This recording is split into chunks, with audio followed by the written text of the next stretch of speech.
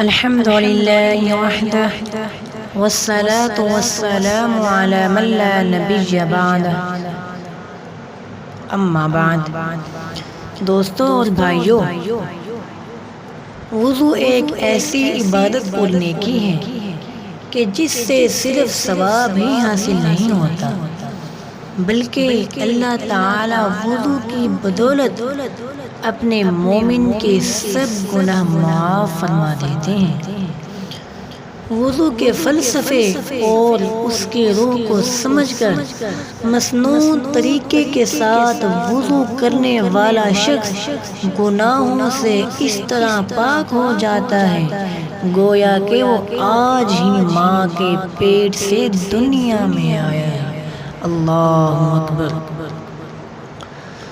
دوستوں اور بھائیوں، وضو کا پانی گناہوں کے ڈھیروں کو کس قدر بہا کر لے جاتا ہے، اس کا اندازہ رسول اللہ صلی اللہ علیہ وسلم کے اس پیارے فرمان سے بخوبی لگایا جا سکتا ہے کہ رسول اللہ صلی اللہ علیہ وسلم ارشاد فرماتے ہیں، جس نے خوب اچھے طریقے سے وضو کیا تو گناہ اس کے جسم حتیٰ کہ ناخنوں کے نیچے تک سے بھی نکل جاتے ہیں۔ اللہ اکبر۔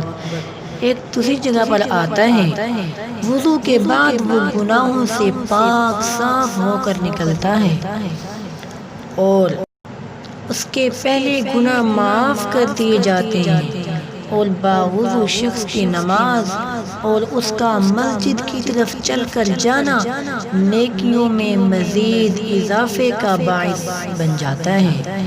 اندازہ فرمائیں کہ گناہوں کی بخشش میں وضو جیسے مبارک عمل کو کس قدر بنیادی حیثیت حاصل ہے۔ بڑے ہی خوش نصیب ہیں وہ لوگ جو ہر وقت وضو کی حالت میں رہ کر اللہ تعالی کی بخشش کے سب خزانے لوٹ لیتے ہیں۔ ناظرین کرام، آپ اپنی زندگی میں بڑی آسانی سے نیکیوں کا انبار لگا سکتے ہیں۔ اس کے لیے کسی بہت بڑی محنت اور مشقت کی ہرگز ضرورت نہیں۔ آپ گھر سے وضو کرنے کو اپنا معمول بنا لیں تو نیکیوں کا انبار لے کر آپ اپنے اللہ تعالیٰ کی بارگاہ میں پیش ہوں گے۔ اللہ تعالیٰ سے دعا ہے کہ اللہ تعالیٰ ہمیں بھی ہر وقت وضو میں رہنے کی توفیق نصیب فرمائے۔